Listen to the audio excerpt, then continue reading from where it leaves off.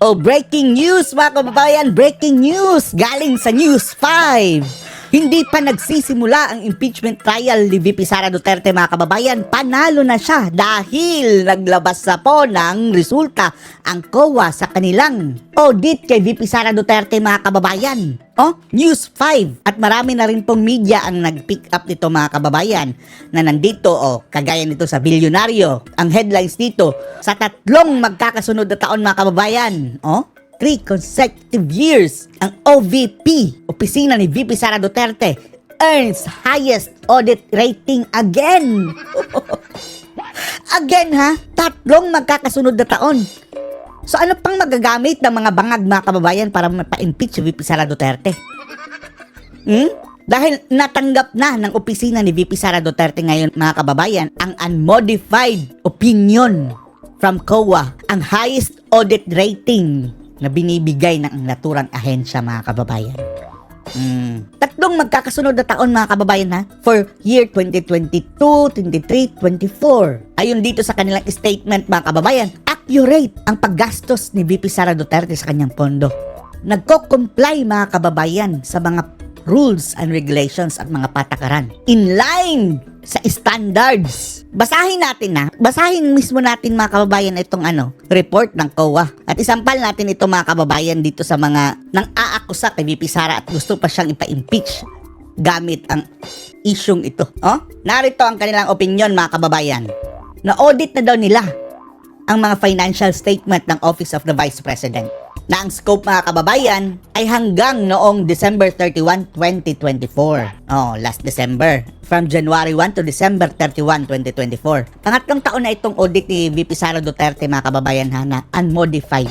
At ang statement of financial performance daw niya, statement of cash flows, statement of changes in net and assets, and equity, statement of comparison of budget and actual amount for the year, mga financial notes mga kababayan, financial statements, at iba pang mga significant na mga accounting policies. Sa kanilang opinion daw mga kababayan, ayon sa COA ay fairly present. Ang sabi ng COA in our opinion, the accompanying financial statements presents fairly, fairly in all material respects.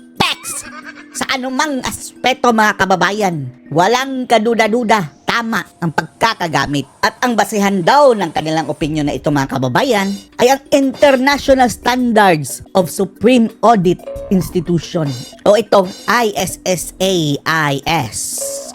Diba? Mayroong international standard na sinusunod mga kababayan, hindi kagaya ng mga buhaya na usurpation of authority na mga kababayan gustong maging sila na auditor sa COA. And then base doon sa kanilang standard sa mga buaya mga kababayan, gusto nilang sampahan ng impeachment si VP Sara. Ito nga COA na international ang standard na sinusunod. Highest rating ang binigay kay Sara Duterte. Sinusunod din daw nila mga kababayan ang revised code of conduct and ethical standards. Grabe. Pati mga ethical standards dyan, mga code of ethics, sinusunod din ng COA sa pag-audit nila dyan sa kay VP Sara. Itong Congress, sinusunod ba? Wala nga mga ethics yung mga animal na yan. And we believe, sabi ng COA mga kababayan, that the audit evidence we have obtained is sufficient and appropriate to provide basis for our opinion. Sige?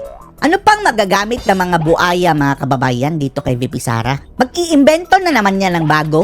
Kaya ngayon pa lang mga kababayan, igurgur na ang impeachment na ito. Magagalit dito ang mga bangag mga kababayan. Dagdag pa nila mga kababayan na ito daw kanilang pang-audit. Sumusunod talaga sa international standard mga kababayan na napakahigpit para maiwasan daw ang material misstatement. Para talaga daw ma-detect ang kung anumang mga material misstatements na ginawa sa pamamagitan ng fraud o kahit na error mga kababayan. Yan ang kanilang sinusunod na panuntunan na wala silang nakita kay VP Sara. At mayroon pa silang mga kababayan letter na naka-address mismo kay VP Sara Duterte mga kababayan. Noon pa pala itong June 19. Ano na ngayon? July 9 na mga kababayan.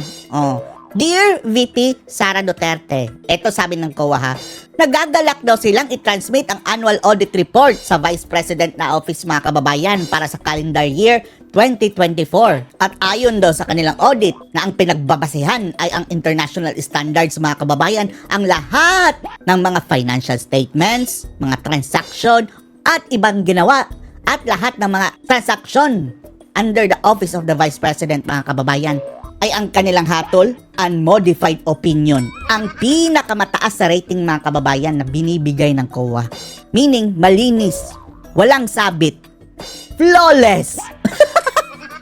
Nagpapasalamat ang COA mga kababayan sa support daw at operation ni VP Inday Sara Duterte sa mga COA officials at kanilang ahensya mga kababayan para maging smooth ang mga kababayan pag-audit nila sa Office of the Vice President. See? So anong pinagsasabi nito mga kababayan, mga ulol na hindi daw sumasagot si Sara o doon sa mga buhaya. Natural! COA ba sila? Hindi sila ang nagtatrabaho niyan mga kababayan. Trabaho ito ng COA. At ang sabi ng COA, salamat Sara dahil cooperative ka. Full cooperation daw mga kababayan ang ginawa ni Sara para ma-audit siya. Wag niyong sabihin yan. Bias ang COA. O kasuhan ng COA. Kung eto mga kababayan, ang mga buhaya, nagsabing mayroong masamang ginawa si VP Sara, tapos ang sabi ng COA wala. Dapat pagtatanggalin na, ubusin na lahat mga kababayan, sipain na yun sa pwestong mga bugok ng mga buhayang iyan. Nagsalita na mismo ang COA. So ano magagamit pa nila mga kababayan sa impeachment? Walay na itong COA issue nila mga kababayan. Ang natitira na lang ay yung pagbabanta daw ni Sara Duterte sa buhay ni Bangag, Admiral at Tambaluslos. Yun na lang siguro mga kababayan. At yung pagsabi ni Sara na itatapon niya sa West Philippine Sea ang buto ni Marcos Sr. Yun na lang ang natitira sa kanilang impeachment mga kababayan. So, ano sa tingin nyo? Aarangkada pa ba ang impeachment na yan? Dahil gusto nila file mga kababayan ay nasimulan na talaga. Simulan na. Bakit takot daw si VP Sara? Ayaw nilang ipadismiss mga kababayan. Klarong-klaro na. Eto na ang punot dulo nito. Tapos i-expect na natin mga kababayan na babalik ta rin na naman ito ng mga bangag mga kababayan. Etong mga kalibre nila Dilima, nila Hontivirus at iba't iba pang mga dilawan, bangagan, pulahan, mga animal mga kababayan dahil hindi nila tatanggapin yan ang COA dahil gusto nila sa kanila talaga galing mga kababayan ang itong pag-o-audit. Ganyan sila kabuang mga kababayan. Tingnan nyo mamaya sa news. Diba? Ang sasabihin nila, hindi ibig sabihin na clear na si Sara dahil kinlear ng COA. Hello! Sino pa ba ang nag-o-audit? Wala na. Ang COA lang mga kababayan. Ang mga animal na to. Tapos, ipipilit talaga nila mga kababayan na ipa-impeach si VP Sara Duterte. Kahit pa etong kanilang pinakamalakas na di umano mga kababayan na made up accusation ay hindi na nila magagamit mga kababayan. Ang mga bugok. Tingnan nyo, ang problema din dito sa media mga kababayan ang pinag-i-interview ay itong mga animal, mga makakaliwa. And then, hindi man lang nila mga kababayan i-question na nasa katwiran ka pa rin ba? Hindi mo ba ito nababasa? Hindi mo na iintindihan ito sinabi ng COA? Grabing twisting nito mga kababayan, tandaan nyo. Gayon pa man, sa korte mga kababayan, sa mata ng korte, sa mata ng tao, sa mata ng Diyos, walang ginawang masama si VP Sara. Ang nagsasabi lang ng mayroong ginawang masama si Sara ay yung mga totoong mga masasama mga kababayan ng lipunan. Grupo ni Bangag at Tamba. Ano masasabi nyo dito? Post your comments below.